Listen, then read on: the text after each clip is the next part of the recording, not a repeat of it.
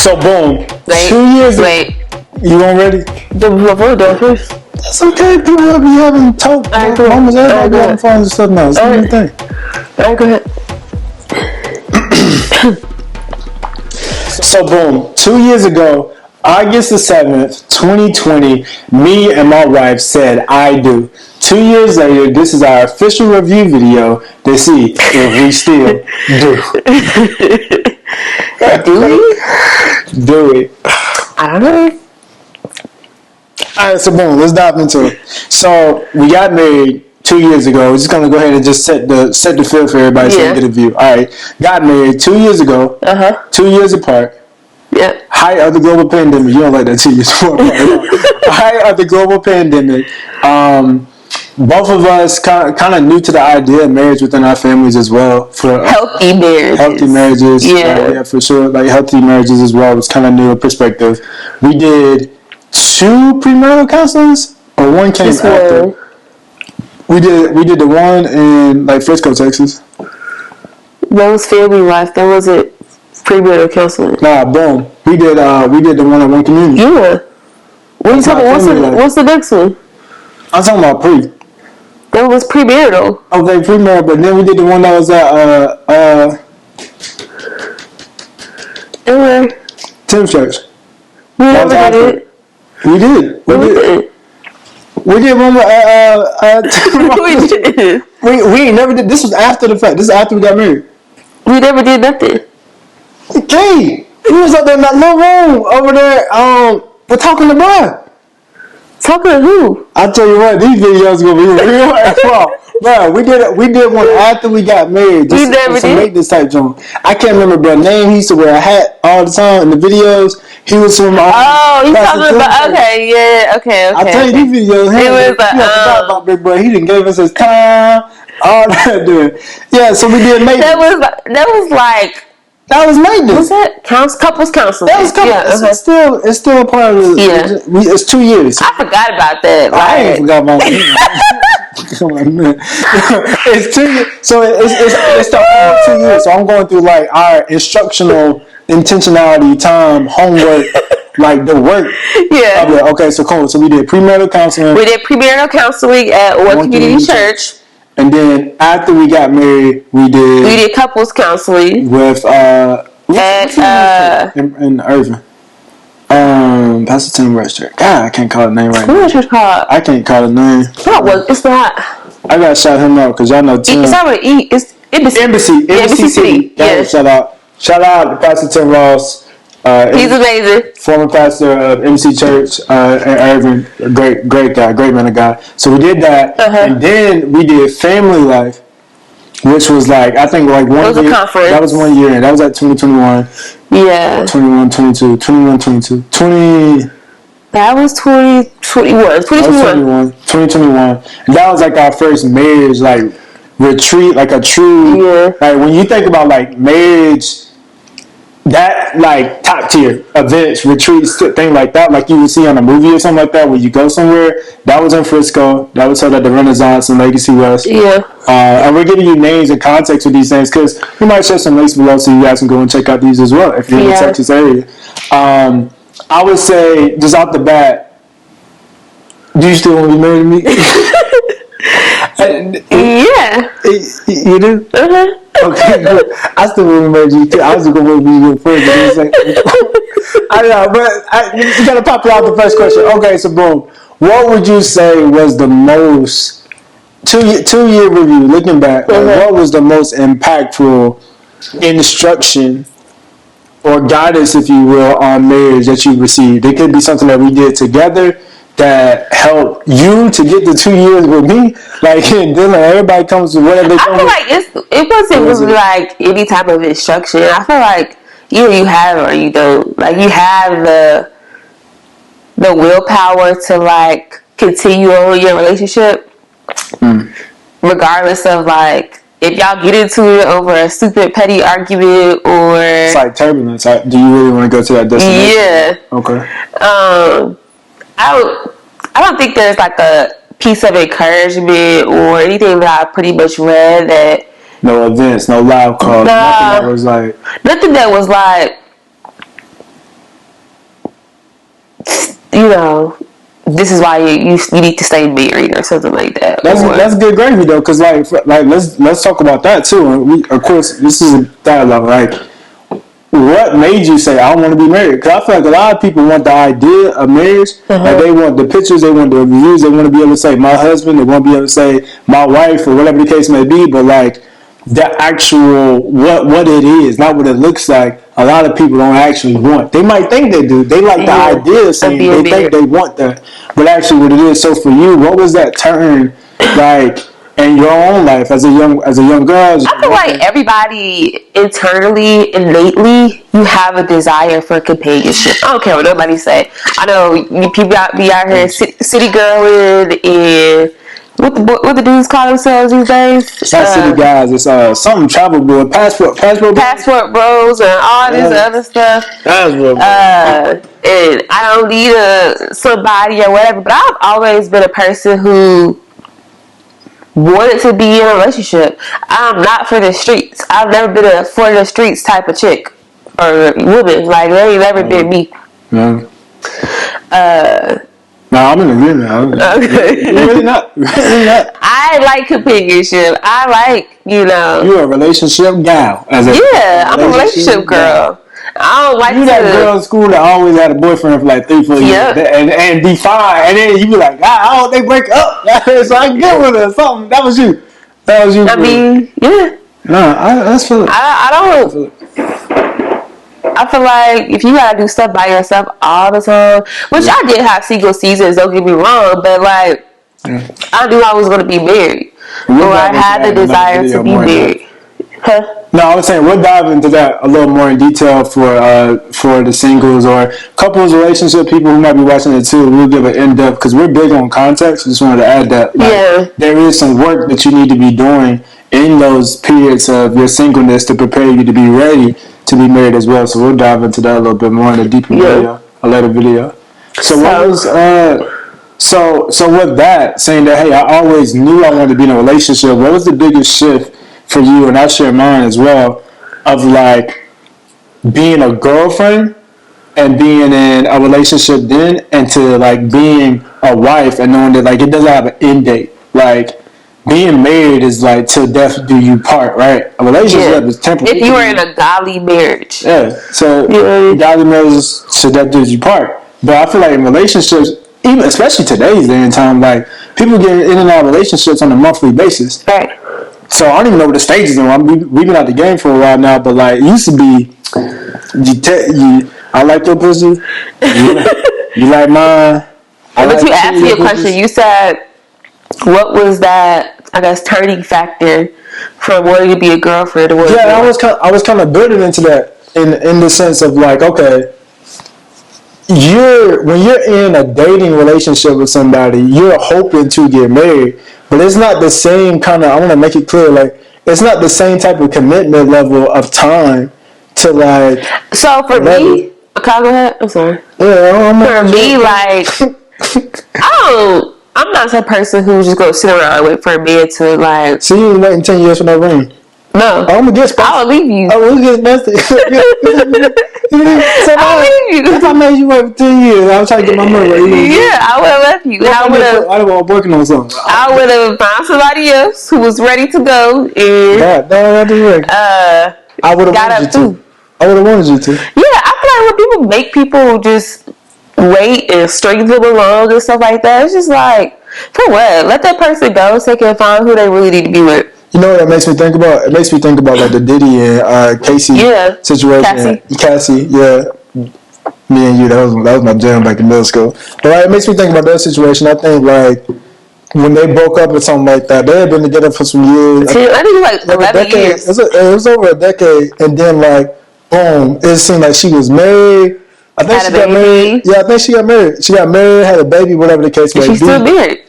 And I don't know. I think as a guy as well, like some people in the comments or whatever, they might think that's kind of spicy because of their own reflection on the situation. But hey, we speak truth here. Yeah. From a guy's perspective, I can tell you 100%. Like, and you know this, but they don't know it. Like, I knew you were a wife when I met you. We was at Olive Garden, and I barely had enough money to pay for the meal. We'll do that in another video. How we met.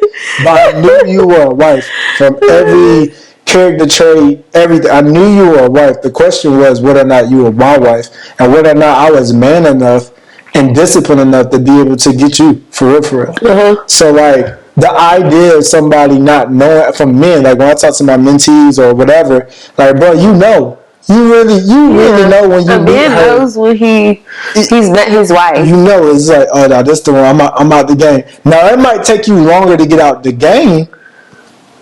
Games that you playing, who you might have on your Rolodex, who you talking to, woo. It might take time to like cut off those relationships and stuff like that. More so when you meet somebody and you're trying to figure out, well, dang, does she like me the same way I like her? Does she feel the same way? That might take some time, but like, those steps should immediately start taking place. Like, and I'm gonna throw it on me for a second and come back, and I want you to ask the next question. Like, that started for me like 2 weeks, probably not even 2.5 weeks. No, the next day. He was like long text messages. The long text messages, I'm talking about cutting off. Oh, okay, yeah. Like within 2 weeks. But go ahead, you were talking about that. I thought you were saying like for you to start like liking me or whatever. It was immediate. It was immediate. This is something different. Never heard this info. Straight up a fly right. That's country song. Y'all know about that. Like, but nah, for real, that part of it is immediate. But like, while that, oh, this is good. While that is like happening, and the like is increasing, I'm like, oh man, I think she likes me too. It's also on the other side of like, hey, I don't want to mess this up. Yeah. If this is gonna become so, I ain't gonna form the bad. So I gotta call everybody. I'm telling you right now, I show up. I don't mean no harm. Listen, this ain't gonna work. I have met my wife. Y'all know we have to. I have met my wife. It's over. Like so, and even in that, like it was done respectfully, and I would even say like, and I've never shared this like publicly or whatever the case may be. So I won't go too deep, but like respectfully. Those people that I was having conversations with or weren't even really dating, just like kind of having conversations, texting, and maybe have a dinner with or whatever during that time period. While you were single? While I was single. Before we met. You gotta get your discovery as a woman, but it's all 100 across the board.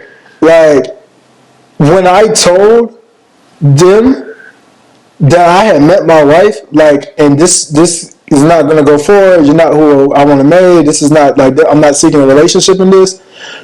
I wish people could see that are like struggling maybe in relationships and intentionality, how much respect people have. If you're dating wise, like you're really having mature conversations in your dating life or whatever, how people will honestly say, well, let me move out the way. Thank you for letting me know and not dragging me along. And I wish you the best if it's not me. And I feel like that should be the same, male or female, across the board of saying like, hey, this is what this is, but this is no longer, whatever the case may be. Like that level of intentionality is respected. So while some people online have this negative connotation about marriages or how people view a married woman or a married man, whatever the case may be, I want to tell y'all that's not all the way true. There's a lot of people who really honor and respect marriages. You'll see your likes go down on your posts. Like that's just one thing people can relate to because they may not be married. But I'm telling you, the likes change. The attention that you get, like when you become married, you're not the same. Like you are different. You're different. You become. I would say you become unrelatable, but like I feel like making that transition over from being single to being married. Now your life experiences are together. Like it's not gonna be like you're. And don't get me wrong. Like we talk about this all the time, but you have your own life individual experiences. I can't see the camera right now the way you're seeing or you're seeing me. Right. And I see you in my own view. But we have this we're in covenant now, so we have this shared experience for things. So what does that mean? Like, I'm not against solo trips or whatever the case may be, mental health care, all the things that people may do for their own mental wellness, but it's just things that we don't do or we don't subscribe to because it's meant to be done together. Right. But we also give grace and allowances when it's needed for that other person to enrich their own life experience to support them. Yeah. So I'll give an example. I want you to dive into it from your perspective. The Houston trip. I sent you to Houston. Talk about that, like what that did for you, that be able to have that time. So Houston, my grandmother was coming in town. And so Kobe was like, we were going to drive down there together. But he was like, why don't you go down there, make it into a girls trip or something. You go by yourself. And so he like bought me a plane ticket and did a hotel room and stuff like that. And I went.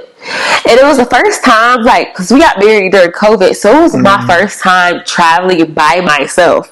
But previously, when I was single, I would travel all of the time for work and just going somewhere, finding something to do, or, just wanted to go explore or whatever. So I realized during that trip that, dang, I don't really like solo traveling no more like I used to. Like, while it was cool, I got bored. After a while, like after I checked into my hotel room and was chilling, I was like, dang, I miss my husband. And another thing, I miss you too. I miss you too. Kobe's end, he was bored too because he was like mowing the grass, cleaning out the garage, checking the mail because the ring alarm kept going off. And Nadi was like, "Is the phone's going off?" And I was like, "Yes, Kobe, he is doing something outside or whatever." So he was bored too. It's like, we're good, clean up the house. Nah, because these are things that the routine. I don't want to interrupt myself, but like, yeah, it's like you have that space to be like, okay, well, what do I need to do? Like for me, or what needs to be done because I'm not in conversation or dinner. I'm not in the routine of like my spouse being here. So it's like you're gonna fill up your time. You're gonna fill your time or your space up with some type of activity to keep you busy. Yeah. But it still doesn't take away from like you're not single, but like you kind of get this glimpse of like what it would be like if you was by yourself. I don't even want to say it sounds horrible, but like, and you just like, ooh, child. Yeah. So that's what I did when I was like traveling by myself. And I was like, I don't like this no more because it reminded me of when I would be in hotel rooms by myself, lonely, not in my own apartment.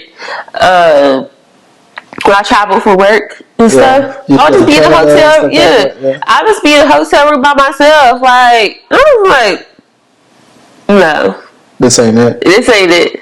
Would you say that like okay? So, and I even like met up with my friends and stuff while I was there, but it was just like what's what was down there? Yeah, it was still like, huh? It wasn't the same. Yeah. So like, I don't want to cover up the microphone. So. Oh, that's good. So, would you say that for people who are watching this, and maybe they're married, maybe they're engaged, maybe they're dating, maybe they're single, whatever the case may be, would you say that solo trips in marriage either can be detrimental? I'll start off with a negative, then I'll reaffirm it with a positive and say they could be reaffirming of your love to your spouse. Like people say, distance makes our heart go fonder, whatever the case may be, or a little bit of both. Like, what does it do for marriage? A little bit of both, because it could be detrimental. Like, say if you just taking a solo trip because y'all just got into an argument, you just do not want to be around him or whatever. You know what I mean? It's done in a reaction. Yeah, you go off on this solo trip and then you see somebody who stayed at your hotel. Y'all still got her group. Yeah, like so, or from the men's side, like, oh, I'm gonna go out with the guys or go on a solo trip, and you don't know. You know what I mean? Like people do stuff. No, that's what I'm saying. I want to give them that too. We like on Tim on this thing. We keep it real. Like it's a lot of guys as well. Like we talked a little bit about it early in the video, but as well as that, even when my spouse is not around, I'm still married. Yeah, like, I'm not taking my ring off unless I'm sitting and talking in a conversation. I just be flipping it when I'm talking to people, but it's stuck basically, so it's hard to get off now. But even then, off, on, crusted, rusted, whatever the case may be, busted. It don't matter. Like, I'm still married. I'm still in commitment. So I think sometimes that as well is something that you see. And we'll dive into that. This is a long video, so y'all going to enjoy this. We're going to give y'all the real. We've seen how people move that are married longer than us, 10, 15 years, 20, 30 years, whatever the case may be. Kids, whatever the case may be. And they'll be like, this how married people get down? Like, nah, because everybody who got the same last name ain't married for people don't be married. They might be married legally, but they're not in covenant. Yeah. Yeah. So it can be detrimental depending on the person and depending on the couple. You know, what is your motive behind going on this solo vacation or this solo trip? Yeah. You know, what is your purpose? Are you going down to wherever you going to focus or realign or whatever? Yeah. And then where are you currently in your walk with your marriage with God? You know what I mean? Is your marriage in a good place? Yeah. I would say if your marriage is in a good place, you probably don't want to be taking those solo trips because you're inviting thoughts, ideas. Because that's one thing the enemy tries to do is he tries to isolate you. Yeah. And while you think you're going, maybe, this is just a solo trip for me to align and get my mind right. Now those devices are going to be activated because you're isolated in a different way. That you never been in or you haven't been in a long time. And you might see something you like. You might like it, but it ain't yours. Yeah. That's good. So I would say it depends on the person, But one thing that I did say is like moving forward, I kind of don't want to do solo trips because it just isn't my thing anymore. Like it just isn't it. I remember. Go ahead.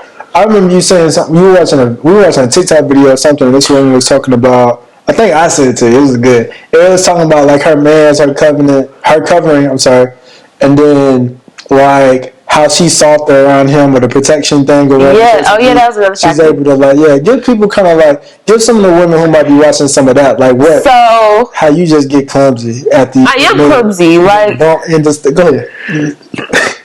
So Kobe says I'm so very clumsy. Yeah.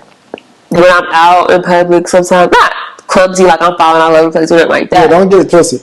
I'm classy clumsy, okay? Yeah. What I be doing? I don't even know what classy clumsy is. You came up with that, but it's not naive. It's more so when you're a man and speaking from the standpoint of being. As a man, we're supposed to be a couple of things. It's not. But you're supposed to be as a man, you're supposed to be protector, provider, and priest of your home. So as a protector, you're supposed to make your woman feel as though she's safe around you. If she doesn't feel safe around you, then you may not be the right one. Like she might need two different. That's another conversation another day. But you're supposed to make her feel protected, safe, whatever the case may be. Provider, that's finances, that's household, that's provisions, whatever the case may be, as you're being led by the Lord for your household. And then priest, the woman shouldn't be the only person in the house praying. She shouldn't be the only one that's reading the Bible verse, a devotional, whatever the case may be. If you're leading the home as the head of the household and you're following Christ who is above, it's kind of like this illustration that people have seen, they may or may not have seen before. It's like an umbrella. And God is the big umbrella that covers everything. And underneath that is the man's umbrella. Underneath that is the woman's umbrella. And then underneath the woman's umbrella is the children. That's how a Christian, because we are believers in Christ, that's how our household is kind of set up. So to bring that together with this, it's like there is a softness that comes about now that you're covered as a woman. You've always been covered by Christ. You've always been covered by God as a believer. But now that he selected me for you in marriage, there's another layer of you can rest in you. Yeah. I want you to talk to women about if that's good, if you enjoy it, if you seen the shift in you where you were okay, I've been able to be this. Yeah, I feel like when you have a man in your life or you're married, you have that covering to be free flowing, to be feminine, to be whatever you want to be. You know what I mean? I think when you're single, it's you gotta make sure that you check all these boxes and you gotta pay the bills. Right. You gotta pay the bills, you gotta make sure the money's coming in, you gotta make sure that you together. Change that time.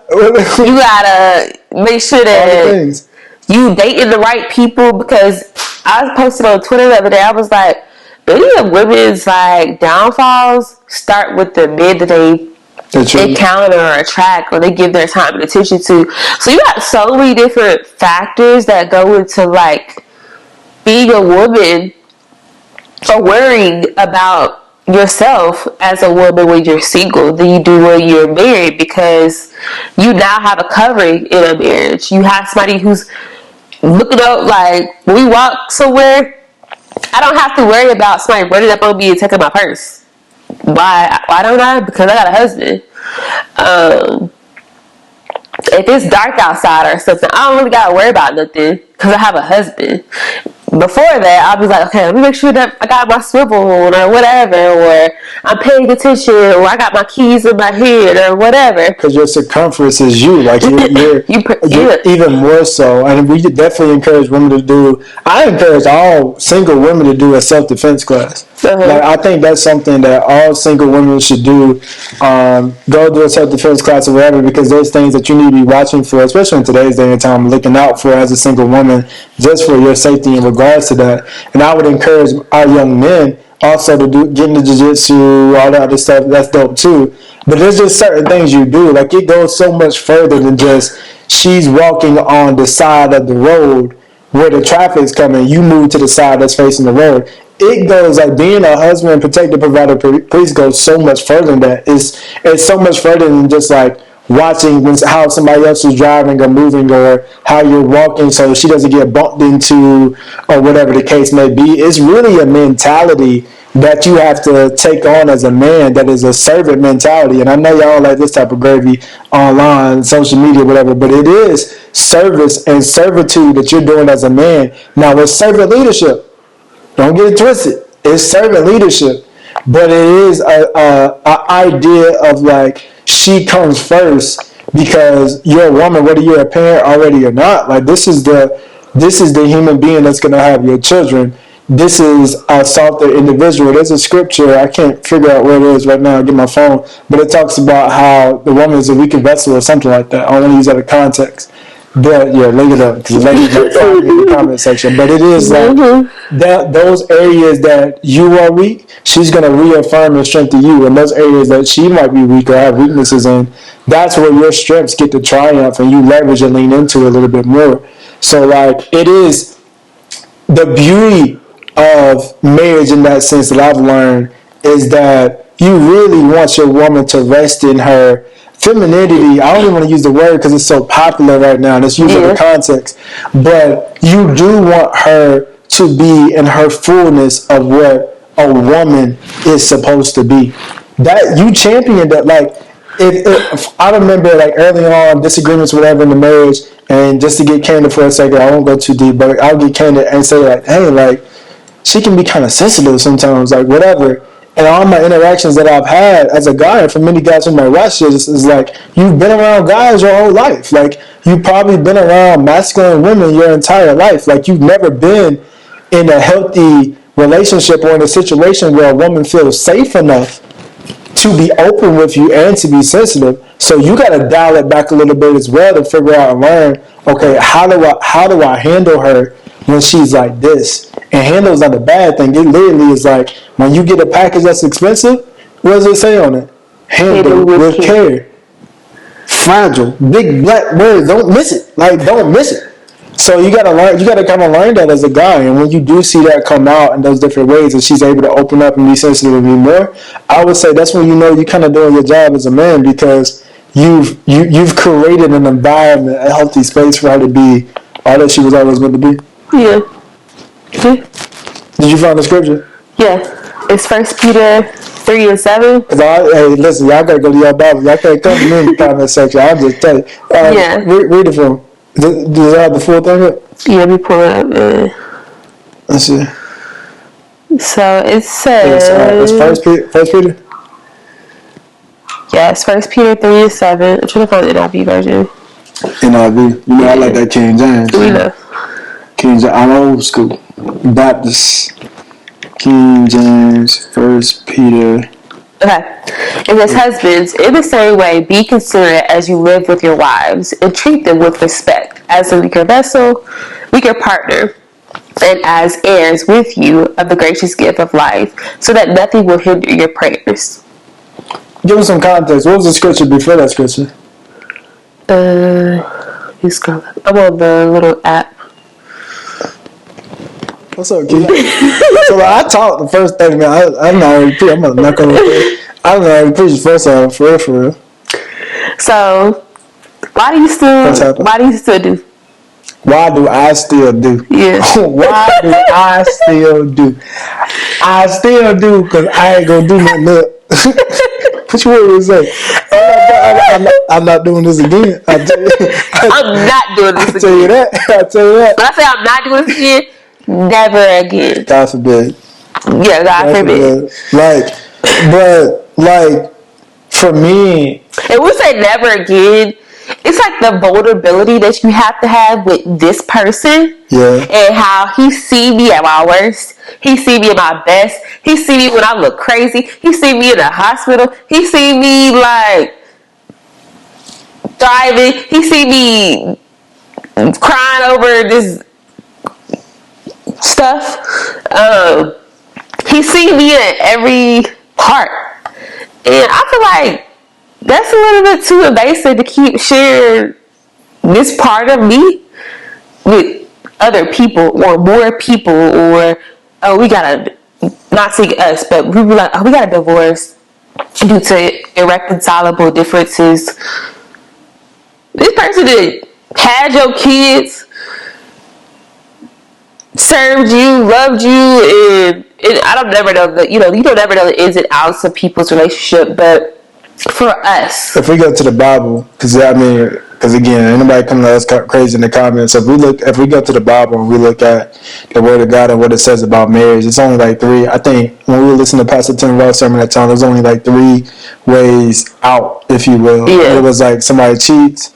It was like I think a spouse passes away. I think. Yeah.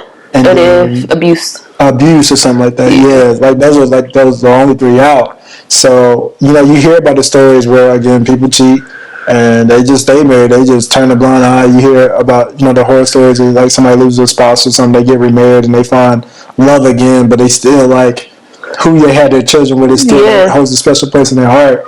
And then you look at as well as like the horror stories of abuse sometimes in the church where people stay in abusive relationships and they use the word incorrectly, like out of context as a reason to stay. And I think going back to our marriage on this channel, how we rock, we're giving you guys a view into our lives a little bit, to our skew, smoke, into everything. But like stepping outside the realms of privacy that marriage has and the beauty of like the privacy of marriage, you covet that privacy. Yeah. You covet that serenity, that peace that it comes with it. So that's not something that you can easily build with somebody else. Anybody. Like you really cannot just build that with just anybody.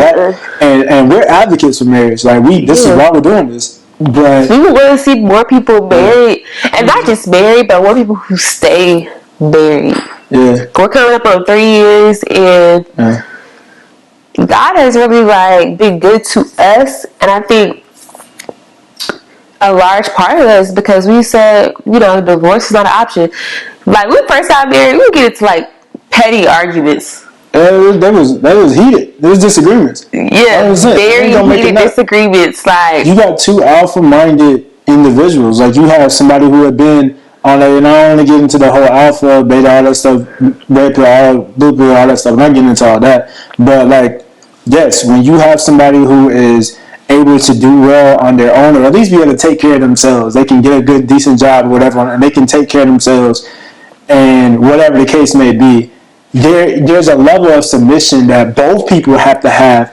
One to a woman to a man, yes, but also a man to a woman in certain areas too as well. I'm saying like, bro, you may not have all the answers. Like, Shawty might be right. Like, she might have like some different perspective or something that might be better about what direction you should be using your talents or your abilities or something else that you don't see.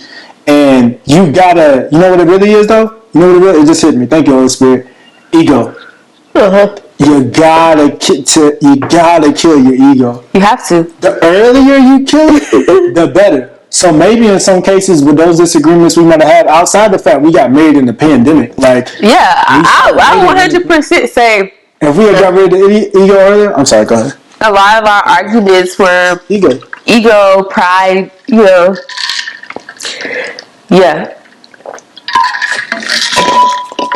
Wow. You just rest on that. I'm just thinking back because it's like bringing back different memories where I just be like,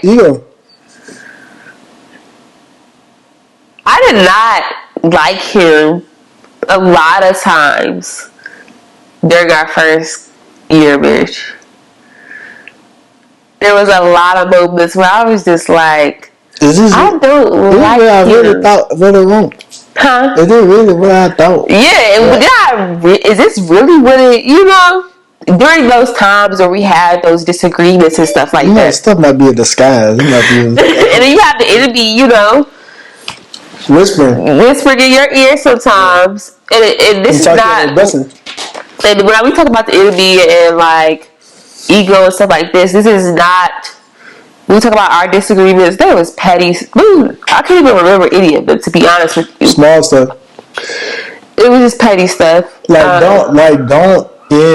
would say, to somebody who might be struggling or whatever the case may be in their marriage, or maybe I can speak more from to someone who is new in marriage or newly engaged or whatever the case may be.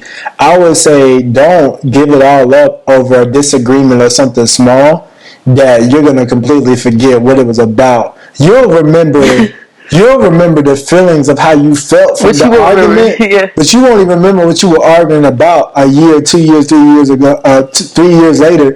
You don't even remember it. It's just like, bro, we ruined this moment or that dinner on this vacation or whatever case. You remember that guy, bro? Like what? It could be miscommunication. It could be miscommunication. It could be ego, immaturity. Lack of experience. You have two worlds that are like, and I know I'm supposed to be like, you take this one right. You got two different worlds that are like merging together. Two different experiences, upbringing, backgrounds, whatever the case may be, that are coming together.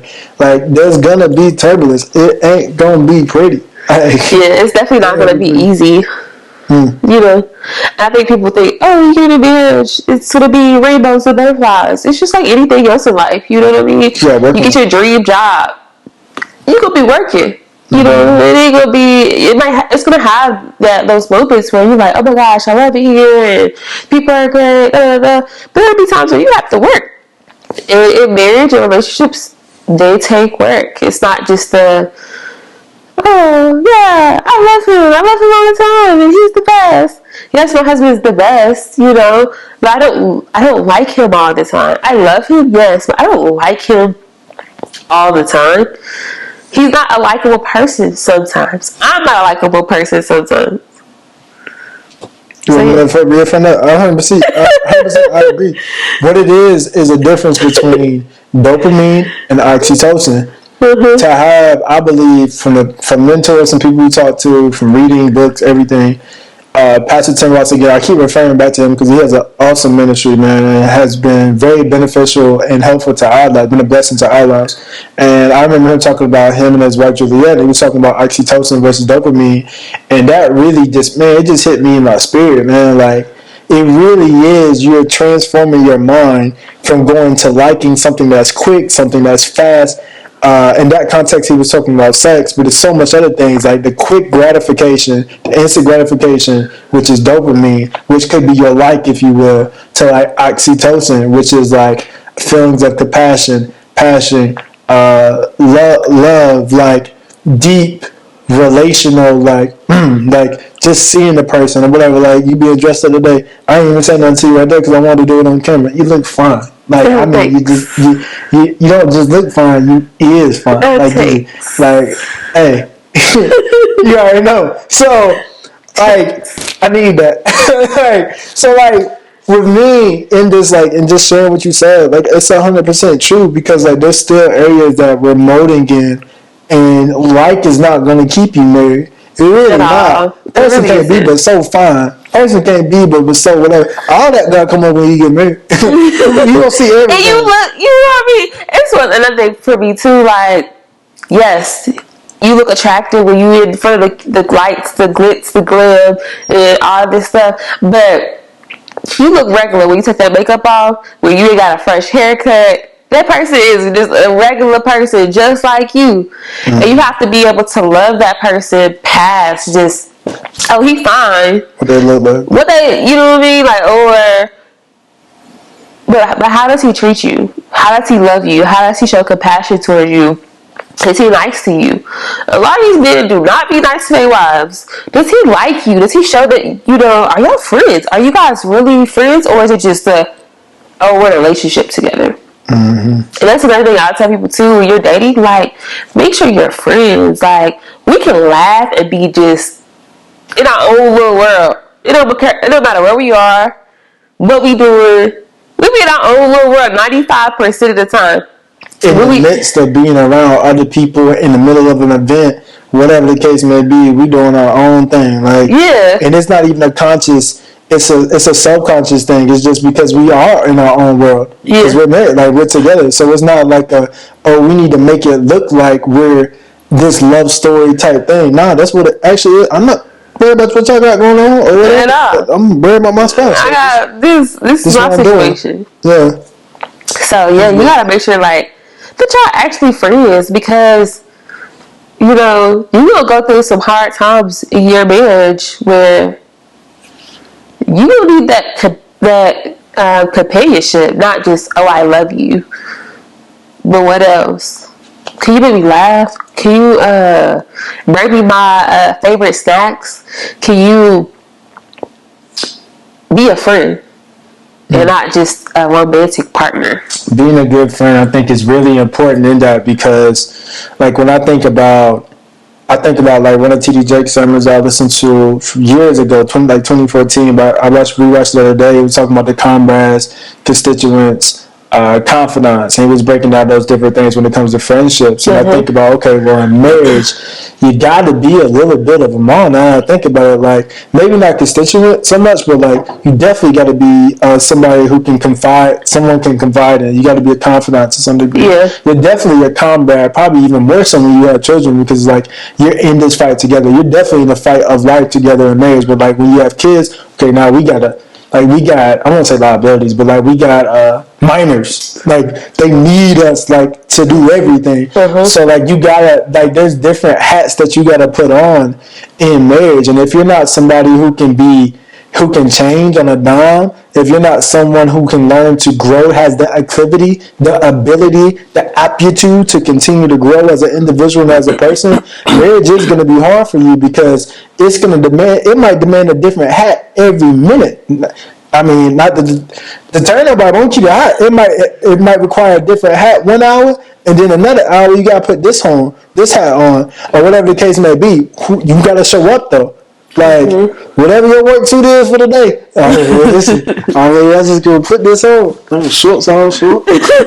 But nah, it's going to require some different, it's going to require some different hats, man. So I can definitely say that to the guys. Like, get ready to put your boots on.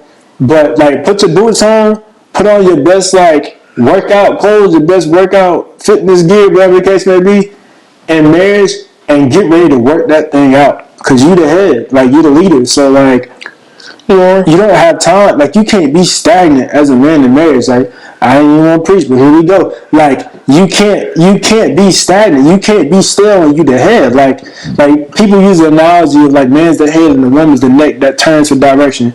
It sounds good to me in some cases for her, but she could be turning all she want to. But if ain't nothing swimming around in that head, if he ain't got no brain, no thoughts, no ideas, no vision, no... Y'all ain't going nowhere. Y'all ain't going nowhere. Or what you end up seeing happening is the woman bypass the man, and we call it Willie Earl.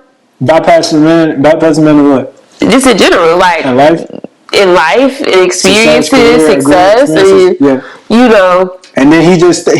He just like, and then she looking out in the world and saying, ain't how my husband is. He not here going to get it. He not here hustling, trying to make sure our family got what they need. And that's where you allow other outside factors in. Wondering eye. You start thinking something better somewhere else. And here's the thing. Depending on your situation. Now, again, I'm not an advocate for breaking up. But for some people, the sad reality is they might have been in a better situation if they chose differently. Yeah, of course. And sadly enough, for someone who might be in that situation or whatever the case may be, like, you really got to give it to God. You know, I have no context to God. I'm not a marriage counselor, but I know when we went through premarital counseling, specifically for things like that, as we were preparing to get married, our pastor was trying to break everybody up. Yeah, his thing was, if you can make it through it, then you go be able, we're gonna marry you. But if you can't, you break up. Because he's like, if a class that you pay $60, $75, it's not $100. It was $100. Yeah. Right, well, I don't remember. It was a long time ago. But if that could break y'all up, this little stuff, these little sessions we had, it was low key long now. Think about it. It was 6 weeks. And it was like a good number of hours. We was in there on Saturdays.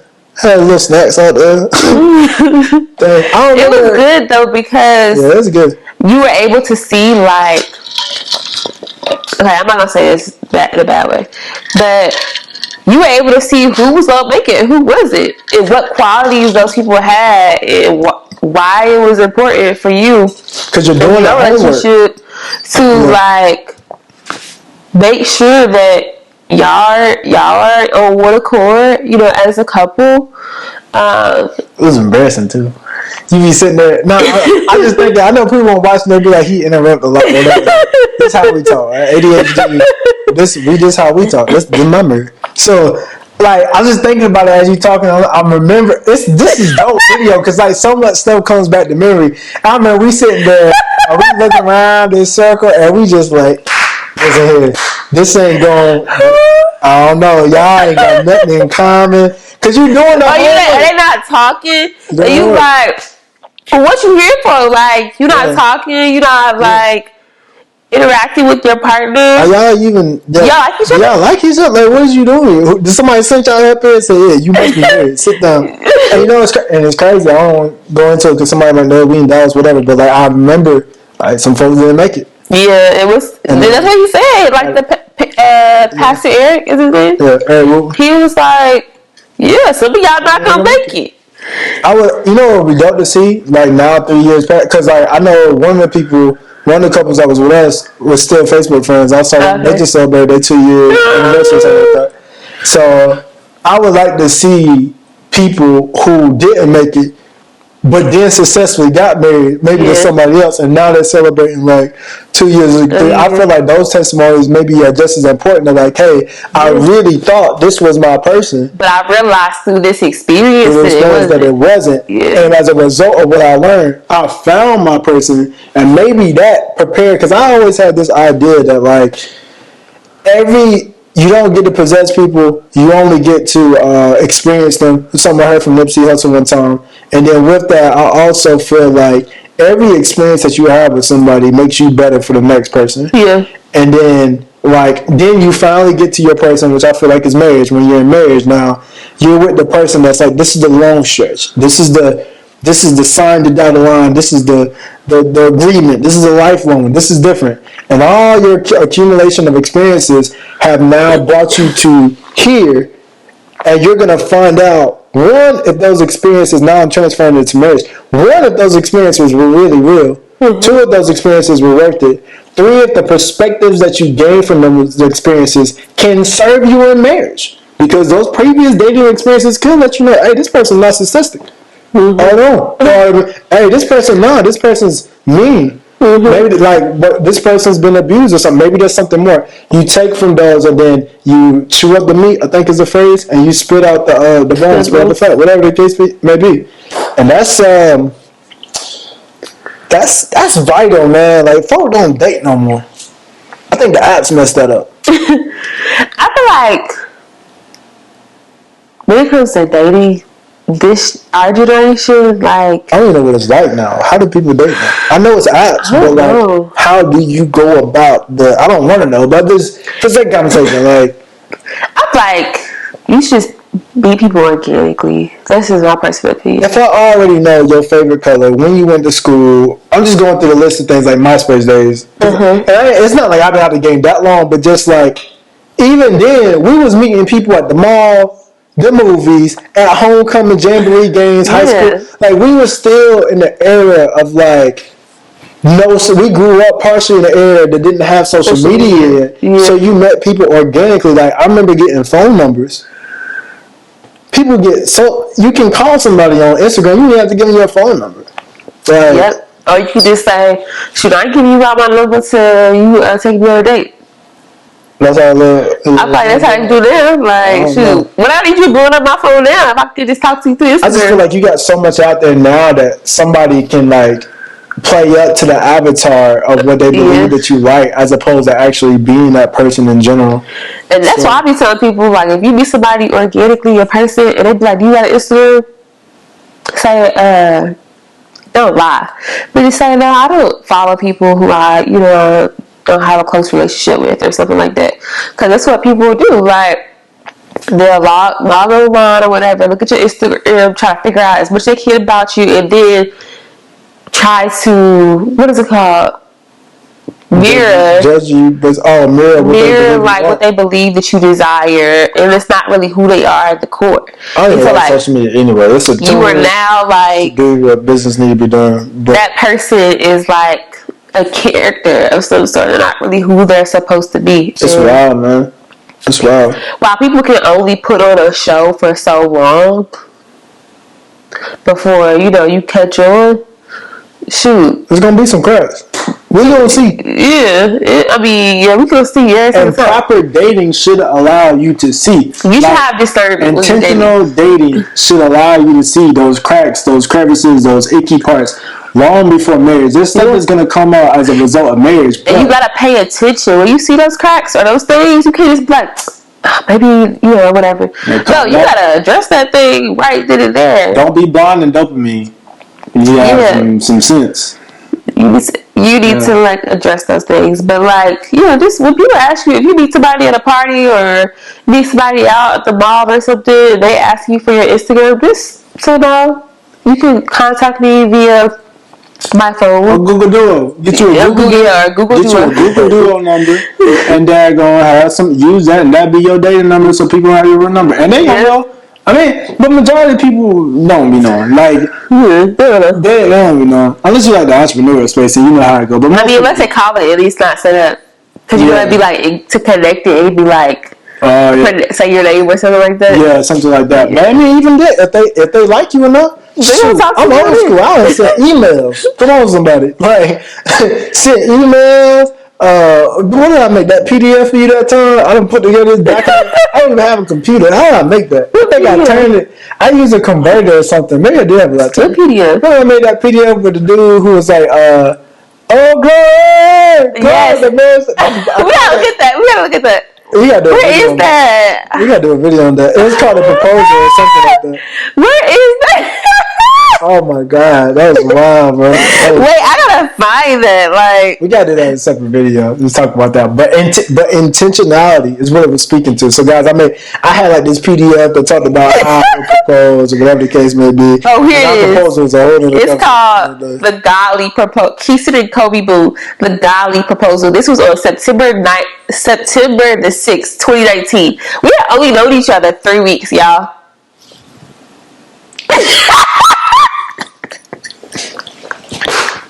I'm just happy since you're so tickled about this. This just makes my heart warm.